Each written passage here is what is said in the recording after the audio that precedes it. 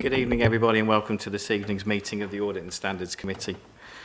Unfortunately, the sound will not be working on the live stream this evening, so it will be uploaded tomorrow when it's put on the site. The sound is being recorded, though. Moving on, item number 1. The evacuation procedure. As everybody in the room is aware of the evacuation procedure, I'm not going to read it out this evening. Can everybody make sure that your mobile phone is turned off or to silent? And I will tell you now, although the sound's not being recorded, that this meeting is live streamed and will be watched on YouTube. Item number 2, apologies. I'm aware of an apology from Councillor Hartshorn, who is being substituted by Councillor Hammersley.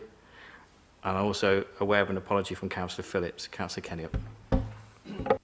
Apology from Councillor Beetham, who's being substituted by Councillor Harbison. Thank you.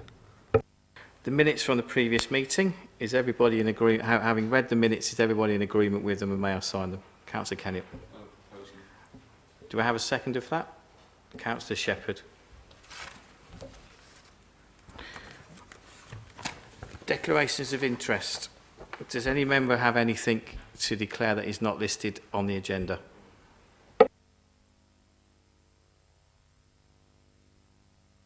In that case, then, we will move straight on to item number 5, public consultation. I understand that we have Mr. Smith speaking on item number 7 tonight. Councillor Condacor will speak on items 6, 7, 8, 9 and 10, and 11 if there is any.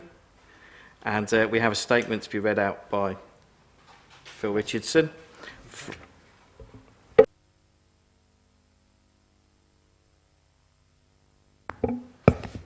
Yes, thank you, Chair. This is a statement from Mr. Margrave. He says as follows: Dear Councillors, I speak on behalf of a number of residents who are concerned about the Civic Hall has been allowed by members and officers to fall into disrepair, failing in your duties as a council, and a failure to publish council plans or costs. To understand the situation at the Civic Hall, we need a full investigation and an audit of the finances, decisions and site. Councillors told full council and voters that there were no plans to close the Civic Hall and it was fake news, yet there were plans made in November 2021 detailing closure. Has the council and its councillors therefore breached the Nolan principles of standards in public life, namely by lacking integrity, openness and honesty? I've set out in Appendix A the relevant sections of the Constitution below, namely that when major decisions are to be discussed or made, these are published in the Cabinet's forward plan. If major decisions are to be discussed with council officers, it will be at a meeting of the Cabinet, which will be open for the public to attend. If it wishes to make a decision which is outside the budget or policy framework, this must be referred to the council as a whole to decide. Residents have the right to know what major decisions are upcoming in the forward plan, see reports and papers and any record of decisions, inspect the council's accounts and make their views known to the external auditor. Yet the decision on the Civic Hall didn't appear in the forward plan, and according to Councillor Wilson, the decision wasn't made in public, but instead in a leadership board, a body not referenced in the Constitution or with decision-making powers. No papers for this board have been provided. The process of deciding to close the Civic Hall and dispose of the asset was therefore not made in line with the Council's Constitution. Residents have also been denied other constitutional rights as citizens. Your role as a committee is set out in Appendix A. On the basis of the above, I'm asking the committee, what has the Audit and Standards Committee done to discharge these duties in full in respect of the Civic Hall? To understand properly the cost of the Civic Hall, will the committee commission a full audit of the Civic Hall and publish this for residents to understand the Council's decision for closure and to give a group full detail to be able to bid to take on the Civic Hall as a community trust? To consider whether the Constitution as set out above was properly followed or if citizens have had their rights breached by councillors in how they've made these decisions. Will you arrange a meeting for residents to meet with the external auditor and seek an independent detailed audit of the Civic Hall's management and accounts since 2019? We then have, Chair, an extract from the Constitution. I won't read that out, but I'll just carry on. Residents have the right in accordance with the Constitution to find out from the Executive's forward plan what major decisions are to be discussed by the Cabinet or decided by the Cabinet or officers when they attend meetings of the Cabinet, see reports and background papers and see any record of decisions made by the Council and Cabinet, inspect the council's accounts and make their views known to external auditor, and yet the decision on the civic hall neither appeared in the forward plan or, according to Councillor Wilson, was it made in public but instead in the leadership board, a body not referenced in the constitution or with decision-making powers. The process of deciding to close the civic hall and dispose of the asset was therefore not made in line with the council's constitution. Residents have also been denied their constitutional rights as citizens. As a committee, your role is to monitor the effective development and operation of risk management and corporate governance across the council, to seek and obtain assurances that appropriate action has been taken on risk-related issues identified by internal and/or external audit, to ensure that the council's assurance statements, including the annual governance statement, properly reflect the risk environment and any actions required to improve it, to monitor the strategic risk register, to consider and approve the risk management policy and strategy following biannual review if significant changes are identified or if significant changes are necessary in the interim period between scheduled reviews. Yours, Sam Margrave. Does any officers wish to comment on the statement? Can I just make a point of just clarifying something? Although that the discussions were held at Leadership Board, am I correct in believing that the actual decision not to reopen the Civic Hall was actually conducted by Cabinet, which is a member of within the Constitution? Yes, Chair. The decision not to reopen the Civic Hall was at the last formal meeting of Cabinet. Councillor Kenny, do you wish to comment? Mr Margrave for his statement as well. I'm just mindful that just a bit of guidance. Is this statement and the requests in it, is it right it coming to this committee? Because while we can conduct an audit of spend, it's only going to find out whether money was spent legally. And I assume, as the Civic Hall has been in the council's spending books for decades now, we assume that would be the case. Is this the right committee for it to come to, rather than maybe the Finance Public Services Committee where it's being discussed next week? Thank you. Do you want to come back? Yes, Chair. I think what Mr Margrave was raising is probably legitimate for this committee to consider in terms of standards and audit issues. I think he was making some reference, certainly at the end there, to issues related to the matters within the purview of this committee. I think you're right, though. I think that there is the broader question in terms of service delivery. That's not for this committee. That would be certainly one for the Public Services Overview and Scrutiny Panel, and of course, ultimately, Cabinet and Council. And I also believe, if I'm correct in thinking this, that if he believes that any councillor has breached the Nolan principles, then he does have a way of dealing with that by putting a formal complaint in and providing that evidence. Yes, Chair. Any complaints that are made against councillors where it's alleged that they've breached the council code of conduct for elected members, any member of the public has the right to submit a formal complaint. There is a form on the website to do that.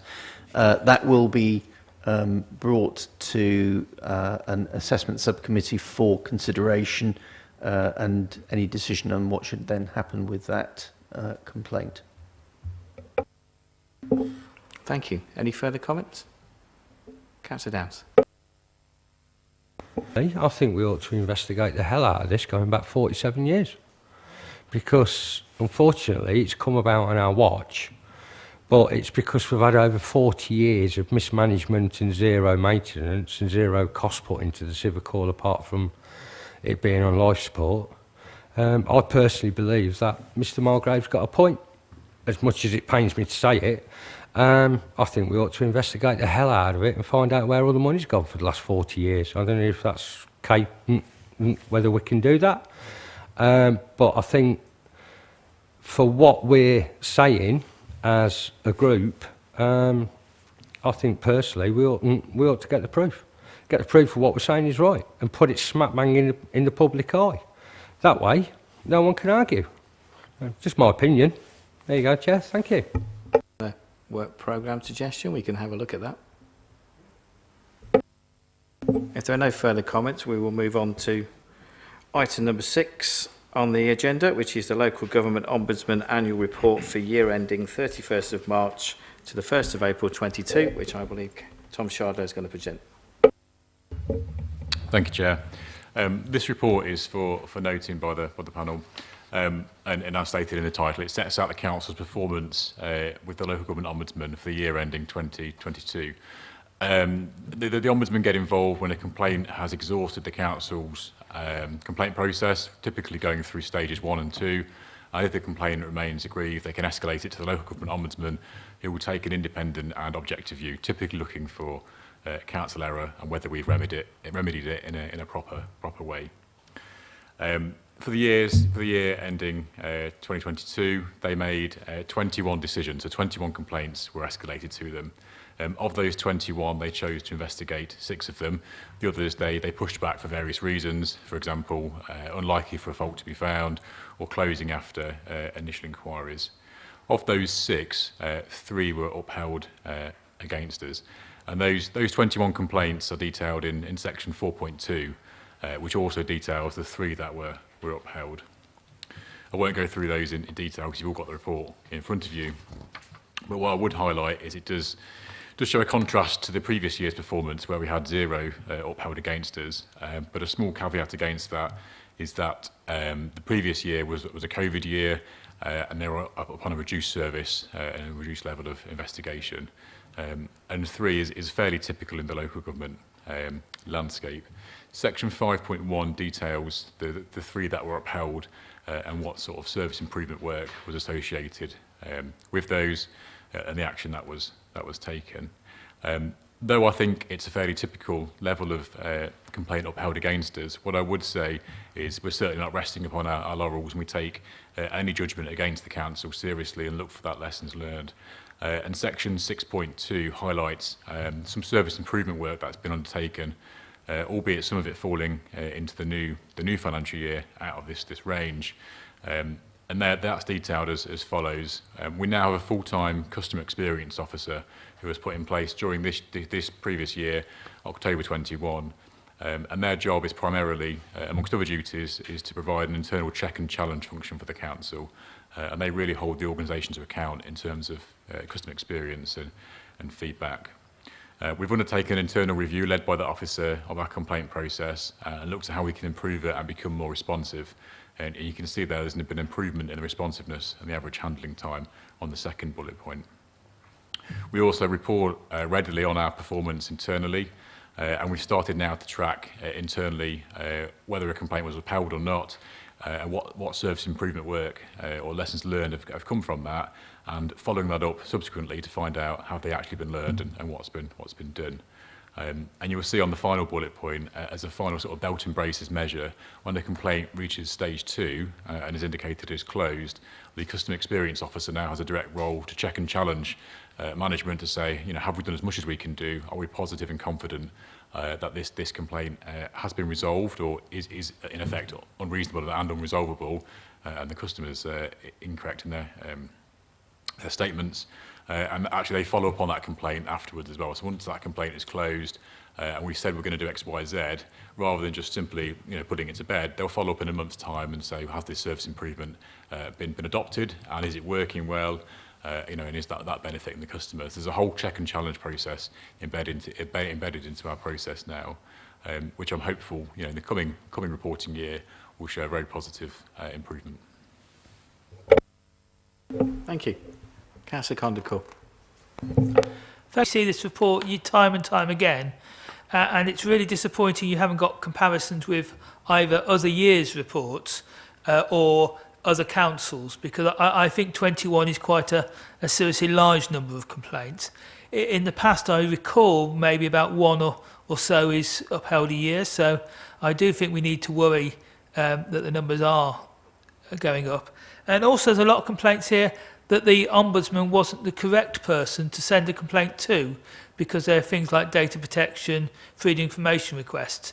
But I think they are capturing a lot of things that are going wrong. Ombudsman reports are tip of an iceberg. You might have 1,000 people complain, 100 people get through to the second stage, and then 21 that get to the Ombudsman. And then obviously in this case 3 that get found against us.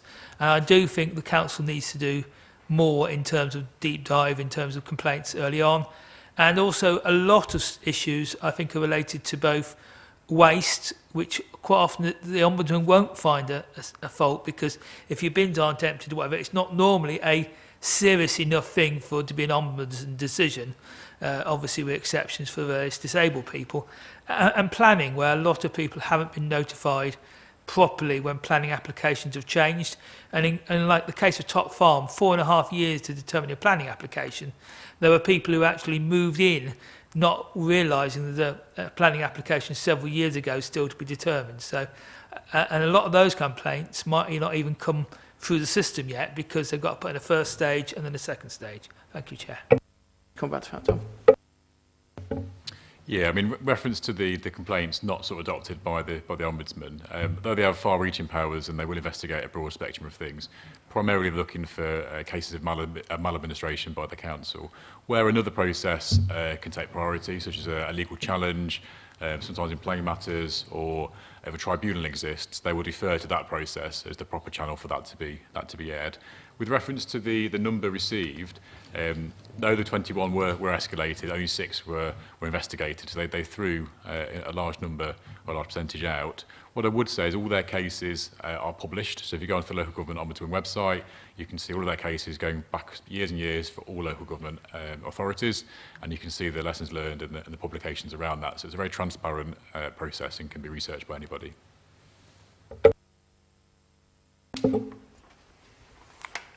Councillor Tromans? It's a good comprehensive report. I think getting quite a few complaints is not necessarily a bad thing.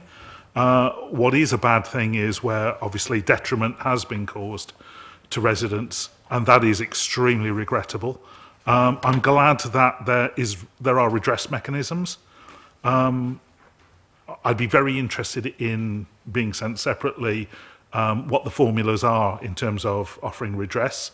It's something that I personally decide in my day job for complaints from UK consumers. So, a bit of a busman's holiday. I'd be interested to compare that and provide you with some feedback. The key thing, as far as I can see, with any complaint system, is that the information is used to drive change within the organisation, to deliver better outcomes for service users, for customers, and we call them customers. In fact, actually, some of the terminology was a little bit strange. Unjust, isn't detriment probably a better word, because we're not looking at a judicial system here. We're looking at them complainants being customers, really, service users. So I guess detriment would probably be a better word to use. But I'm really pleased about the stuff in section 6.1 and 2 in particular, where it's recognised that these are, there aren't the appropriate controls to give this committee and indeed the whole council the assurance that it would want about, are our complaints being properly looked into? Is there someone there to challenge the process? Is there some internal second line being done? So having put that in place, I think, is really valuable. And having said, we've made these changes on the back of the data that's come out of these complaints, is also really valuable as well.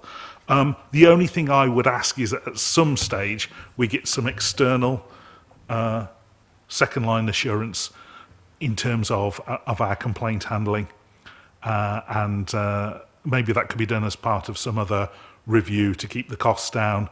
But yeah, I think this committee certainly would appreciate some kind of external second line, report on a representative sample of these complaints. But I don't necessarily think that having a reasonable number of complaints is a bad thing, particularly when a lot of them aren't upheld, particularly when a lot of them have been misdirected and can be directed to the appropriate organisation to determine. What is a little bit sad is the fact that 3 people have been inconvenienced, but I'm glad we've made amends there. Thank you. Other questions? I'm just going to make a comment, because I think that the point about having data to compare it to is a very good point, but I'm more interested in having a look at this data compared to next year's data to see that the changes that you put in section 6 of here, and see what a difference they've made. Because like I say, I don't believe that a complaint is a bad thing, because a complaint raises an issue that gives you then the opportunity to put right something that may just be a procedural matter. So it would be interesting that in next year's report if we could see some comparison on last year to this year. Yeah. If we have no other questions, do we have a proposer for the noting report? Councillor Kenny. Councillor Dowd, do you have a second that? All those in favour? That is noted.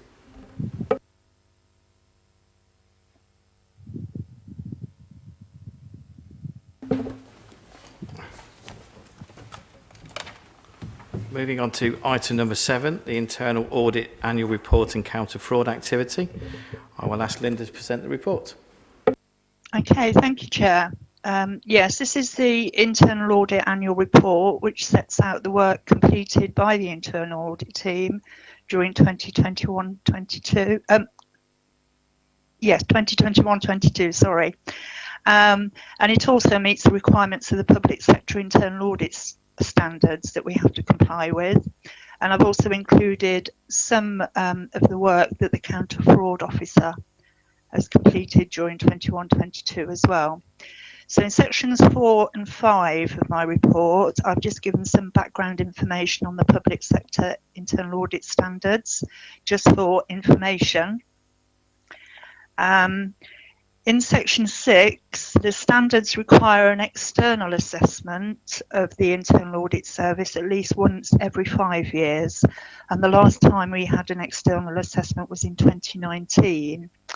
And that concluded that the service does comply with the standards and we provide an efficient and effective service to the council.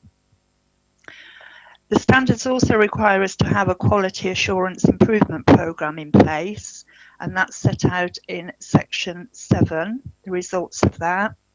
In paragraph 7.3, you'll see that the internal audit team completed approximately 79% of the approved plan. That was a good achievement given the circumstances. I was actually absent from the team from September 21 and I've only just come back.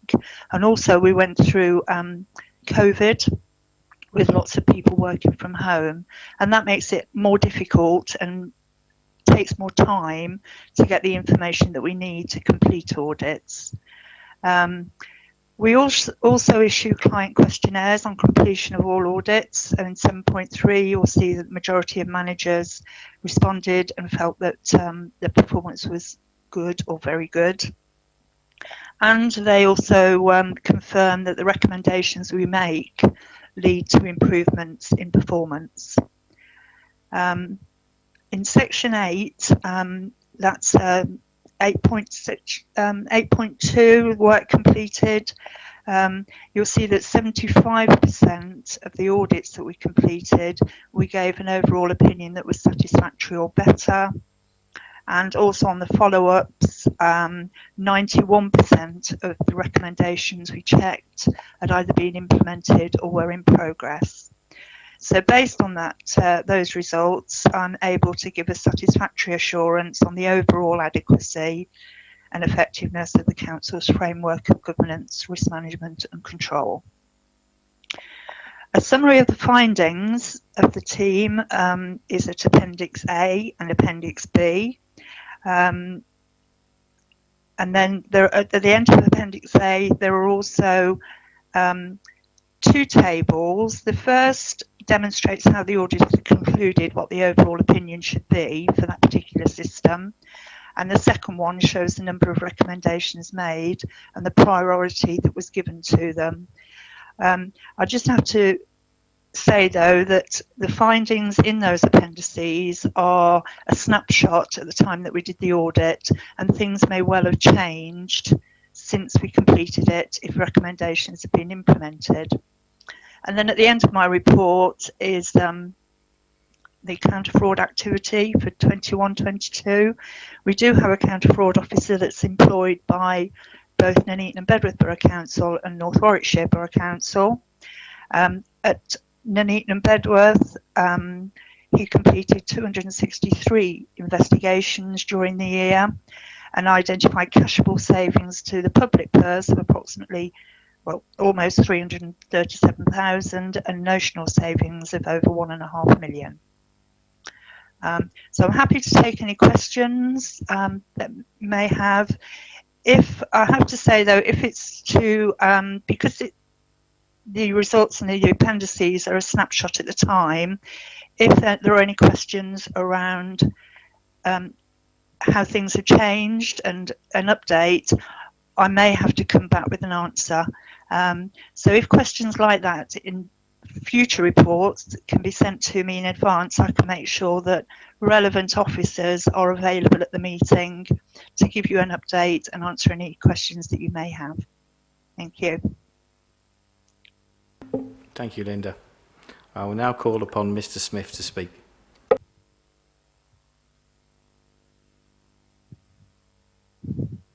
Right, I'll have to read this out quick. These so-called unaudited accounts conceal more than they reveal, with the use of different codes of conduct and legislation designed to cover up all local government corruption. The previous administration were bad enough, but the present one is not only corrupt, but morally, intellectually and spiritually bankrupt, as it rushes also to bankrupt the people of Nuneaton and Bedworth. It hands out public money to various private corporations like it's a never-ending stream of finance, all of which is repayable by the people of Nuneaton and Bedworth and their descendants. None of this money has been accounted for. We have nothing but the promise of destruction to many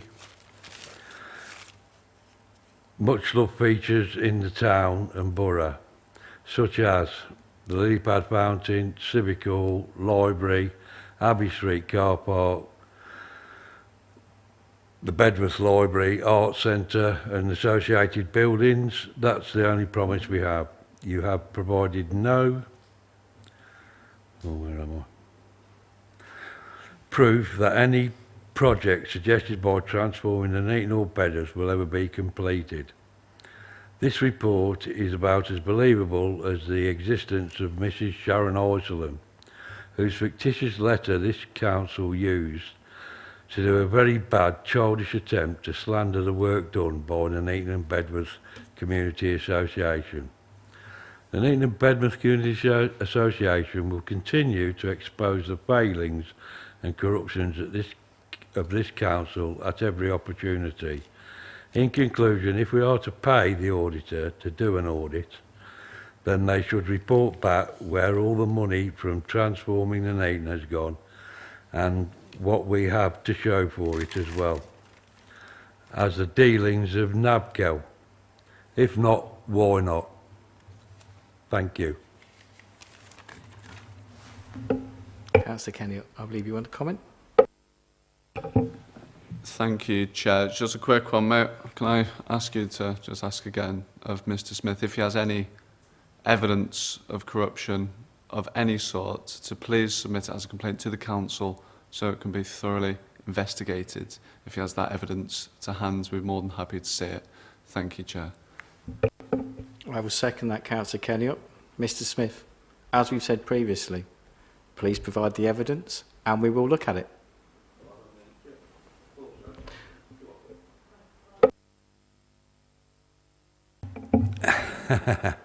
As you know, yeah, this council, yeah, with all its links, yeah, to ex-policemen, yeah, Mr. Smith. ex-policemen, Mr. Smith. people that work in the courts, yeah. This has been reported to the police. Mr. Yeah? Smith, we've It's asked been you to reported provide They're not it. going to report it to you. You ain't going to investigate yourselves. Who says so? Bloody hell, we ain't that daft. Well, thank you. Well, you're entitled to your opinion and thank you for it. But Councillor Condical. Thank you very much, Chair, and welcome back, Linda. It's lovely to see you again. One of the things that I'm really alarmed about is on page 25, which are post-project implementation reviews. And it talks about 4 out of 5 projects not having a final business case. And when things go to a cabinet meeting, here we have a project and they say it's going to make so much money out of the hotel or whatever, and we never get a decent business case and a decent business case reviewed. A case in point is 196198 of Church Road, Stockingford, where we have members of this council saying, oh, it's going to repay itself in 5 years on some figures that I've never seen. So there's obviously a secret business case for it where they can pluck numbers out, but business cases do seem to be a bit like vaporware. They exist when you want them to exist. You can quote a number from them when you want to quote a number from them. But if you ask to see them, they're either confidential or they don't exist. And the internal audit, looking at business cases before something starts, and then looking at the outturn, is really important to calibrate how good our project management is. And if you go back to Gresham Road, for example, which wasn't under your watch, there was estimates made of how much it cost, then there's how much it cost at the end. And this process actually leads to better decision making. If we always have a robust business case signed by someone, given to Linda to put into her safe, and then pulled out again 5 years later to see how we did compared to the business case. And I'm really worried about the Abbey Road Hotel project. A similar project was done in Stockton on Tees. It cost the council 17 million. That hotel is now worth 9.9 million. And we're doing exactly the same thing, and it's very hard to get any numbers out of the business case as an opposition councillor. And when we spend 20 million or 24 million pounds on that hotel, and it ends up being worth 15 million, without having the business case to look at, we cannot see where it went wrong and learn our lessons from this fiasco. And in that business case, it should have had all the details about loss of income due to closing the Abbey Street car park. £250,000 a year loss by closing that car park. That should be in the business case for the Abbey Street project. And I think it's really good they picked these problem out, highlighted we've got limited assurance on these business cases, but we then can't just ignore the problem.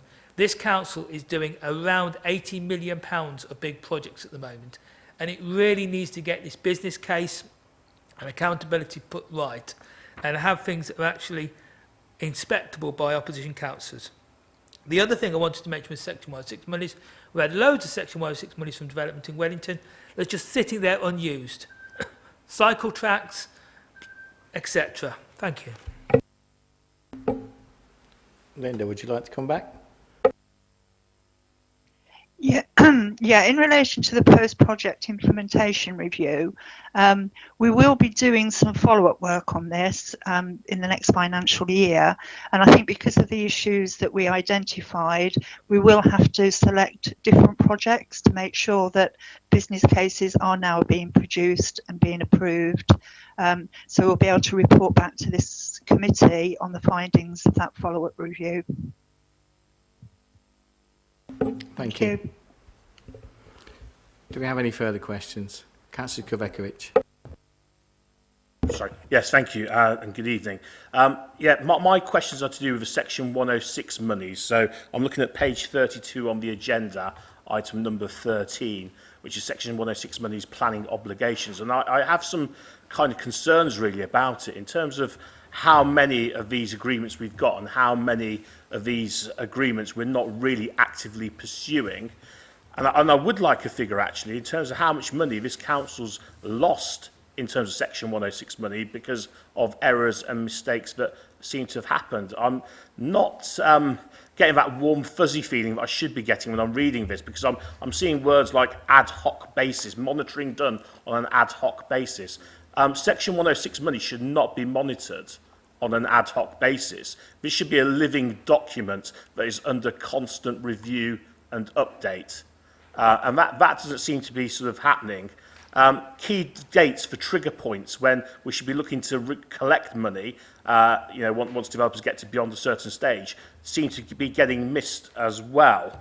And I'm really concerned about it because, I mean, Councillor Condell started to allude to it before his time ran out. You know, there's a lot of projects that we want done, and this money pays for those projects once we get our new developments in, whether it's infrastructure or amenities. And, we're not doing right by the residents unless we're claiming every penny of this. So when I see that some people are being misbilled for Section 106 monies, or that a number of them have been sort of lost. We had one come in front of us at the Planning Applications Committee not long ago where we basically either allow the the company who wanted to make the particular buildings, let them off the Section 106 money, or they wouldn't build the buildings for us. So there seems to be the need for a bit more rigour in terms of our system. And I would like to sort of like see a programme of works raised to look at this, because this is a real hole in our bucket that needs to be tackled, Chair. You know, I say I'm happy to sort of sit down and go through this as Chair of the Planning Applications Committee, and perhaps through this committee as well, to look at that with people like yourself, Linda, and see what can be done about it. But, you know, I really would like to sort of maybe have that conversation. I know you may not be prepared for it right now, I understand that, but to see sort of what sort of measures have been put in or could be put in, so the same mistakes aren't repeated as we move forward into the future, because, you know, really every penny of this money is vital, and we know because of prices going up that it will probably barely cover a lot of the works we want to do anyway. So I say we can't afford to miss a single penny of this money, and we need it all coming towards the council for our residents and for the future development of this borough. Thank you. Thank you, Councillor Kubekovic. Is there anything you wish to comment on that point, Linda? Yeah, I'm more than happy to have a discussion, but we have raised a number of points here, and we will be again going back and doing a follow-up review, making sure that these have been addressed properly.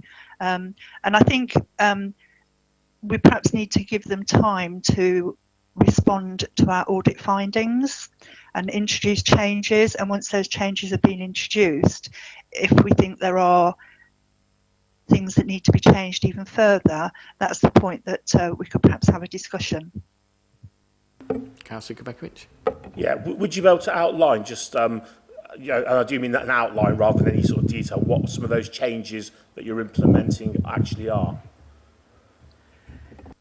I haven't got the actual report in front of me, but we will have made recommendations around all of the issues raised here that management have accepted and have agreed to make changes, and we always go back using that action plan and looking at the recommendations and what they've agreed to do and the timescales that they've agreed to make sure that they were implemented, and we will look at the things to make sure that they have been implemented and they have been complied with. But I haven't actually got a list of the recommendations in front of me to go through those, unfortunately. Okay, no, thank you. I do appreciate that. My final point is, I don't know if you could dig out the figures, but I'd be really interested to know how much money we haven't actually claimed that we have been entitled to over perhaps the last 5-year period, certainly since the borough plan has begun. Because obviously we're talking about a massive project there, you know, of what, 14,000, 15,000 odd houses. So I'd like to know where we are with that. I mean, have we, you know, are we on track to collect all the money? Has some of that sort of timings elapsed? You know, how much has been forfeited by the council? So anything along those, I'd be really interested to see. Thank you. Yeah, I'm more than happy to find that information, and if it's okay with Chair, I'll email it to all members of this committee. Yeah, we can have a look at that. Councillor Tromans. Okay. Thank you, Chair. To start with, I'd just like to look at Appendix A, point 7, data quality on page 29.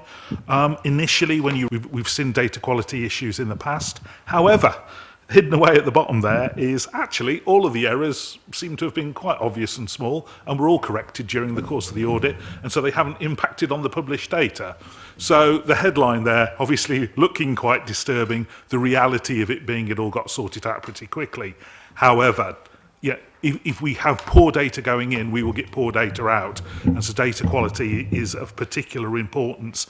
And so I think the committee would all appreciate, Linda, if it's possible, as and when you're able to, just to give us an update in terms of what's been put in place to ensure the integrity of data going forward. The improvement plan there would be really useful. As far as the project plans go, I was very, very surprised to hear anybody think that Gresham Road was a good project and well run and whatever. But I'd like Linda to just comment. Are you saying that there was never any original project plan for these projects, or is there no realisation plan at the end of them? Or is it both? Thank you. Thank you. My understanding is that there were draft business cases available, but the final version that was agreed by the corporate asset management team could not be located. As far as the project plans, in relation to data quality, this is because we publish this information, it's very important that the information is correct, and this is an area that we audit every year. And I can reassure committee members that there have been vast improvements in the quality of the data that is being published. And we have actually reduced the number of indicators that are being published as well, so they're meaningful to our residents. And because there's a reduced number, it gives people more time to make sure it's right first time. And the quality is getting better. It is getting better. And as we've said, they respond very well to the errors that we identify and put it right. So the information we then publish from there on is correct. Okay, thank you. Thanks, Chair. No problem. Councillor Hammersley. Yes, thank you, Chair. Just on page 26, reference the CCTV. The opinion says, the audit opinion says it's satisfactory assurance, but the wording seems to not echo the satisfactory, with reference to not compliant with surveillance camera code of practice, unsupervised, the effectiveness of the control room system, it's just difficult to establish. CCT coverage on the patterns, servicing and maintenance contracts are being effectively monitored, etc., etc. I wonder if these issues with CCTV, if they're being addressed or have been addressed. Thank you.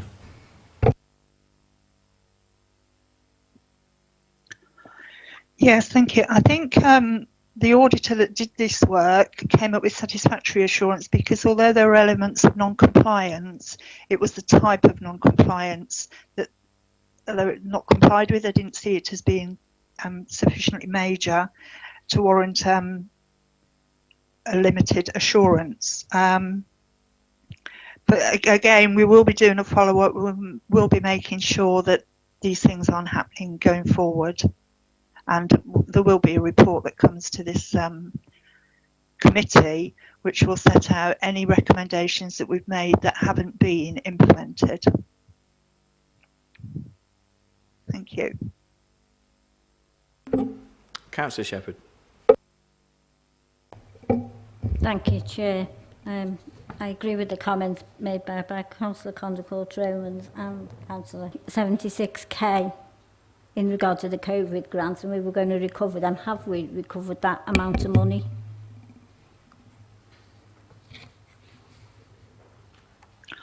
I'm not sure exactly how much of that 76,000 has been recovered, but we were able to show that they were in the process of being recovered, so action was being taken at the time that we did the audit. So I don't know whether you could send me an email or the committee an email saying how much we have recovered of that 76,000, because that is rather a lot of money. In terms of 2, post-project implementation, on 4 it says about a project briefing note was completed 5 months prior to the completion of the project, which I'm a little surprised at. So I presume that isn't something that goes on all the time, I would hope, and I have the corporate asset management team seen the further update or not? No, a further update hadn't been taken to the corporate asset management team, which is the main issue. I think certainly in large projects that maybe go on for a long period of time, it can be quite useful to do a review partway through the project so you can learn. You've got lessons learned to take forward. So we weren't surprised that they'd been done part way through the project, but our main concern was that a final review hadn't been taken to the corporate asset management team, and I think that was the key issue that we found. Councillor Thank Shepherd. you.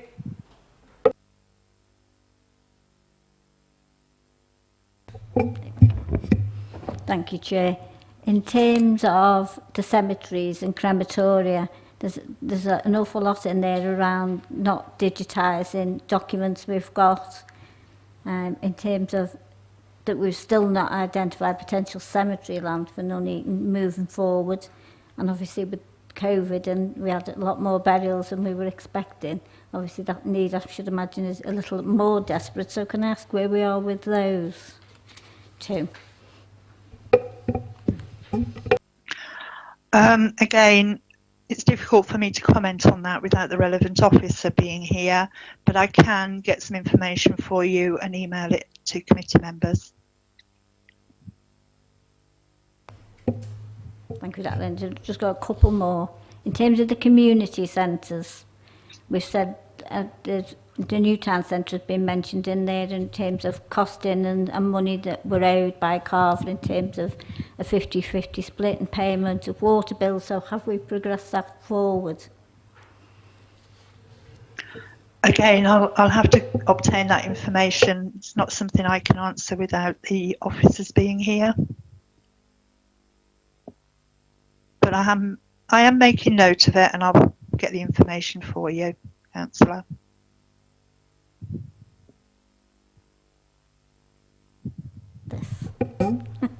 Thank you.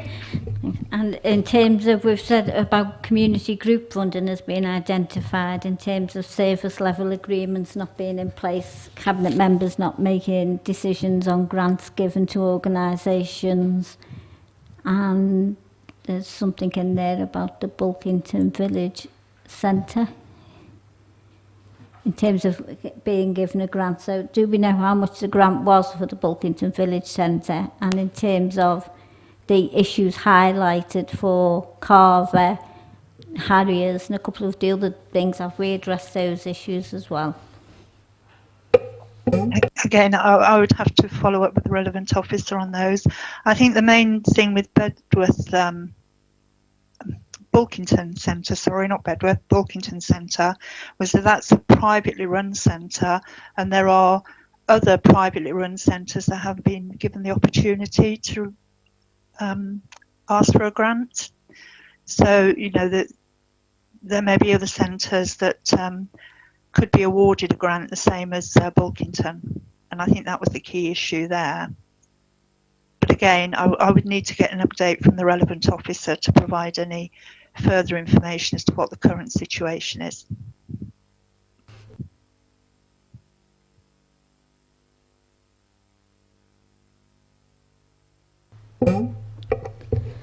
Thank you, Chair, for your patience in terms of this microphone this evening. Just one other thing, on terms of mobile phones, they've said there was a couple of there was an inappropriate use, but they're also saying about variations of access and mobile phones. Now, I'm not sure who in this authority anymore has mobile phones. I know it used to be cabinet members and obviously the chief exec, but I'm not quite sure now. So it would be useful to know who in this authority has mobile phones for their work moving forward. And I appreciate all the work that goes into putting this together, Linda, and it is nice to see you back. But I think in terms of an action plan about what has or hasn't been done needs to go alongside this report to make it a little easier for members. With regard to mobile phones, there are quite a lot of officers that have a mobile phone. I think most of the directors, most of our visiting officers and people that are out and about that need them for their own personal safety and to contact. I think it would be quite difficult, given the resources that we've got, to give you an update for every audit that we've done at the point that I present this report. We do a follow-up and reports come to you afterwards, but it would be quite a big piece of work for my team to do, and there are only 2 full-time auditors. It would have quite a big impact on the internal audit plan if we had to do a follow-up on all 17 of these before putting a report together. Thank you. Councillor Harbison. Thank you, Chair. It's just a request. Although I'm not a full member of this committee, would it be possible to be included in any follow-up information that comes through? Thank you, Chair. I'm sure we can arrange that. Councillor Downs. Thank you, Chair. Hello, Linda. It's good to see you back. Right, just a quick one on the CCTV. This report's quite alarming to me because it shows that there's no evidence to confirm that the equipment servicing and maintenance contract is being effectively monitored. By what I've seen here, the review of the control room visitor log, Q4 2021, July 21, well, through to July 21, various other bits and bobs.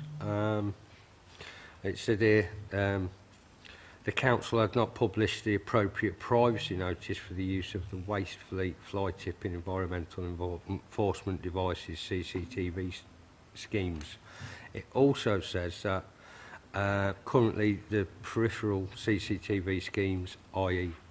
waste fleet smart cameras and fly tipping cameras, were not covered by the council's CCTV COP or PM. Who is covering that at the moment?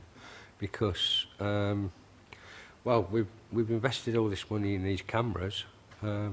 Personally, I think that they need to be monitored and run correctly. Surely the finances have been allocated towards the CCTV team. So I just think really we need to know what's going on with the CCTV team. Too many C's there, I know. But I also believe that we need to know what's going on there and make sure that we're getting value for money. That's all. Thanks, Chair.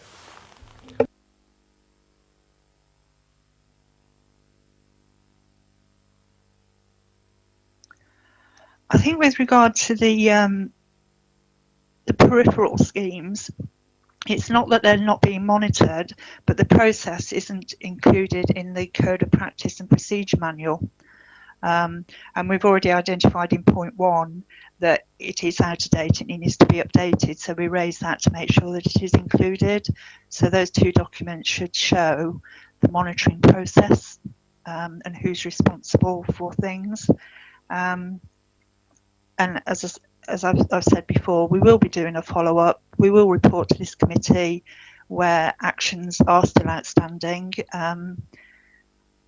But I think from the questions that we've received so far, I think it is important that you possibly email me ahead of the meeting, because we could have had the relevant officers here at the meeting today, and you could have entered into a discussion with them. They could have given you an update and, you know, give you more reassurance than I'm able to do. Thank you. Thank you, Linda. Do we have any further questions? I just have a couple of questions that I'd like to raise. I would like to highlight the counter-fraud activity, and I'd like to say how it appears to have been a success following on from the report. And do we have any updated figures on that as to where we stand in this current year?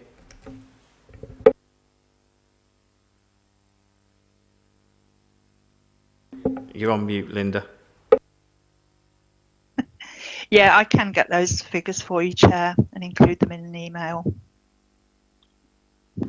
And following on from some of the other points raised in the meeting tonight, particularly around the project planning and the Section 106, I think it would be good if we could have some form of briefing note, particularly for the next committee, just with some of the actions that you've suggested and where we stand with those actions and how they've been implemented there.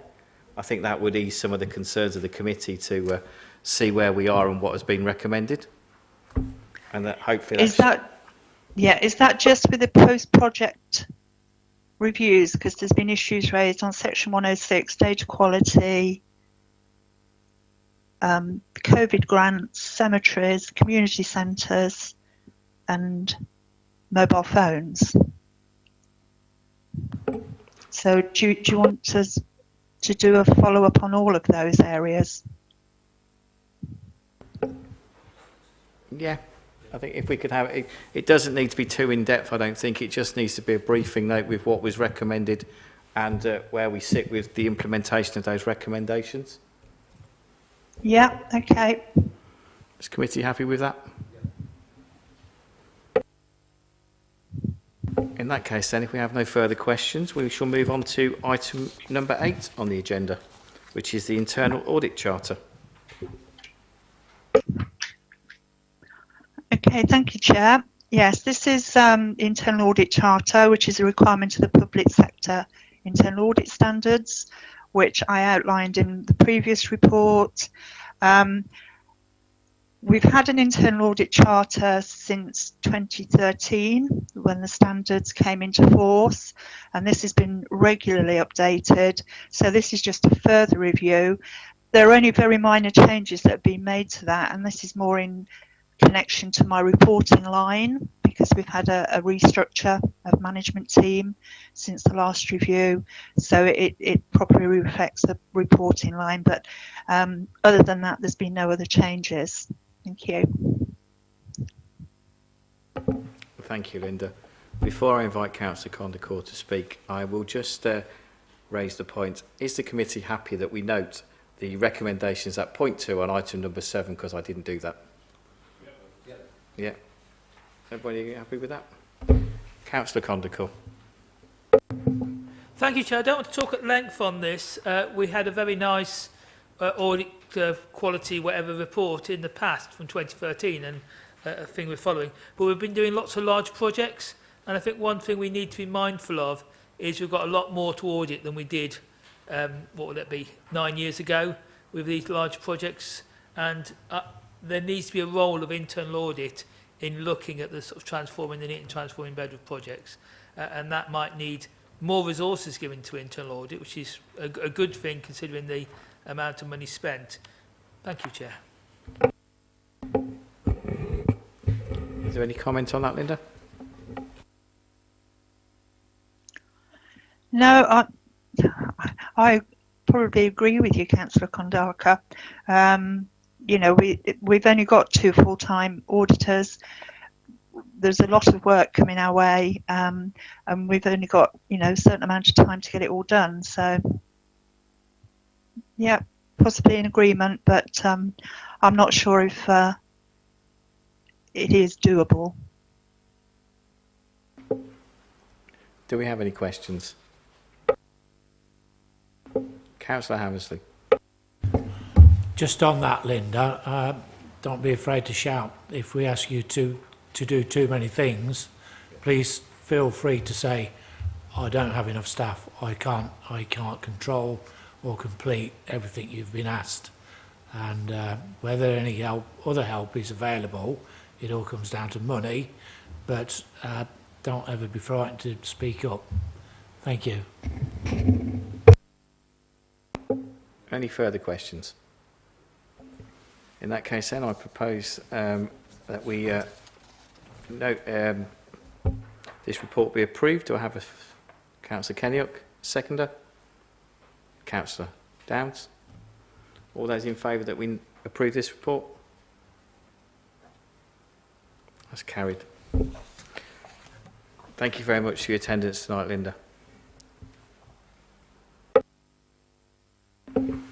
Moving on to item number 9, which is the review of the Register of Members' Interest, Gifts and Hospitality Registers for 21-22. I shall invite Phil to present that report. Yes, thank you, Chair. This is an annual report that comes to Audit and Standards Committee, usually this time each year. It's an opportunity for you as a committee to review the Register of Gifts and Hospitality, and also to ensure that you're satisfied that the Register of Interest is full and up to date. The Register of Interest, the hard copy, is here if any member wishes to inspect it. It's primarily an opportunity for you as councillors to take a weather sounding in terms of the effectiveness of the process. Is it capturing all the information it should be capturing? Do you think there are gaps? Are there things, recommendations that you think should come forward to improve matters? And I should say, Chair, normally, and it's usually this time of year, with Christmas in mind, that's usually a time when one might expect there to be offers of gifts and hospitality coming forward. We would usually at this time of year send out a note to all members and officers to remind them of the importance of the guidance that we've got, what you can do and what you can't do, and if you do receive an offer of a gift or hospitality, that it should go on the register. So, Chair, it's there for members to consider, to review and to recommend. Councillor Condicle. Thank you very much, Chair. I always have a rummage in the members' interests, and it is really boring, and there's nothing really significant in most of it. But I am concerned about one member having her employer redacted. I think particularly with a lot going on, I do think we need a bit of transparency on that. And also, we do have the issue now with the West Midlands Combined Authority and lots of things going on that are sort of, it's sometimes hard to know who a member's representing, and particularly with twin hatters when they go to some of these things. So I understand the problems, and I assume there's a West Midlands Combined Authority register of interest, so that when members go on West Midlands Combined Authority stuff, it's then in their documentation rather than ours. Thank you, Chair. Would you like to comment on that, Phil?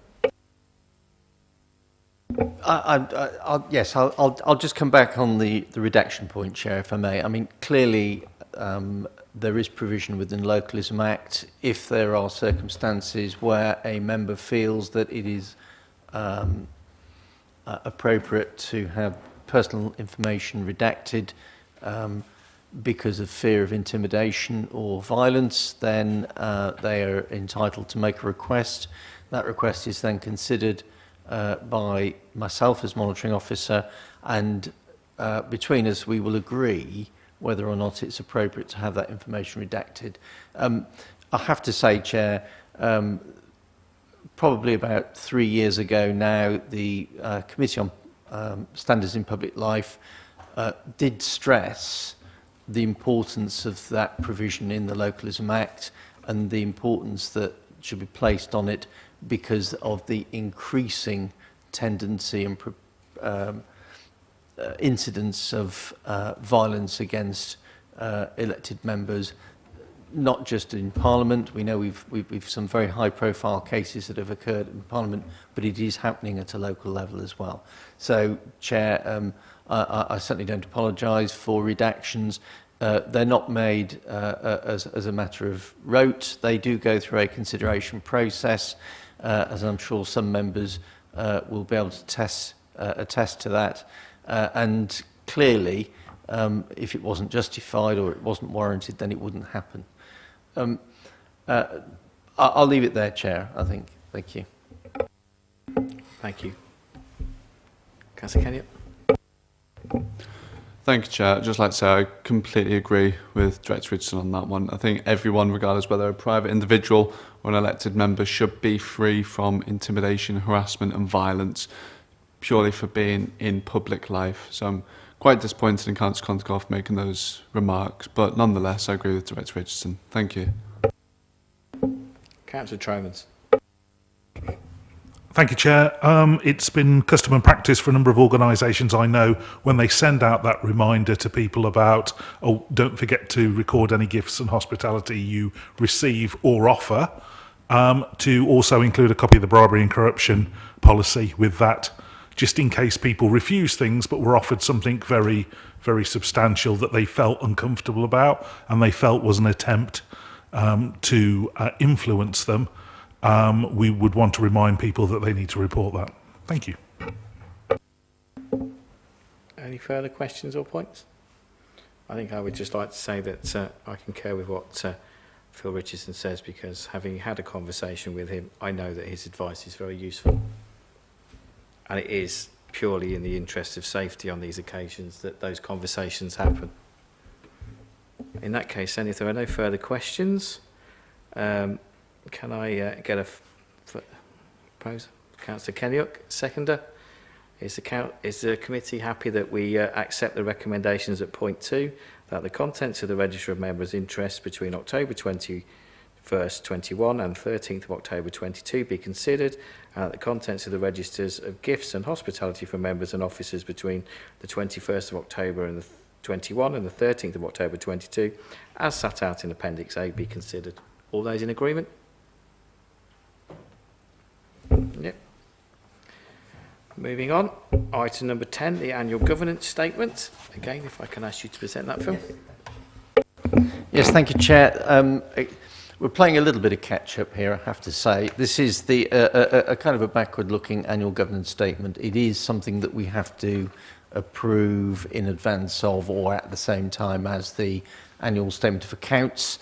You haven't had those yet. They will be coming soon to a cinema near you. So we hope to get those. But we have managed to complete the annual governance statement, which is basically a broad summary of the governance arrangements for the council, how it's managed its arrangements, what safeguards it has in place in order to ensure governance procedures and practices are observed, and to generally manage the sort of the internal machinations of the authority. The one thing I would stress, Chair, it's also given us the opportunity to capture the recommendations, the key recommendations coming from the LGA peer review. And if you look at the action plan for 22-23, which is attached to this, you'll see that some of those will look broadly familiar to you because they do reflect the LGA peer review's recommendations on things that we could improve upon. So those have been captured in here as well.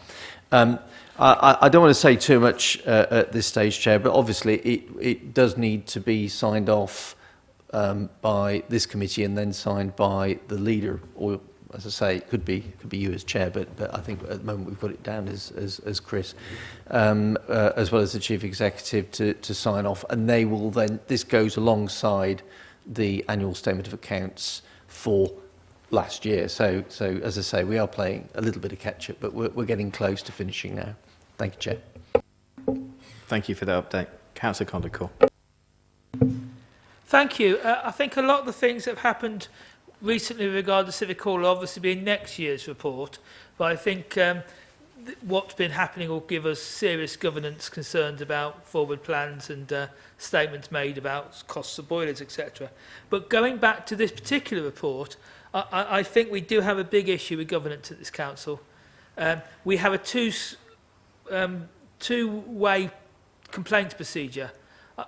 It's actually relevant for this. I put a complaint in, or several complaints, in March 2021 that still haven't been determined. And I think it's absolutely appalling that we have complaints against me taken through in a few months and complaints about what happened in March 2021 still not sorted out. There will be the statement made that that's due to legal issues, but the legal issues didn't even start for the first 9 months. And it's appalling what is going on in this council in terms of people making complaints and being ignored because they're complaining against a Conservative councillor, or people making complaints against me and they go straight through and whiz straight through. So I do think we have governance problems. I do think we need to talk about this at some point. And it is very sad that this is taking up a lot of time and money when it should be something that actually should have been quickly resolved. Thank you, Chair. Councillor Kenyock.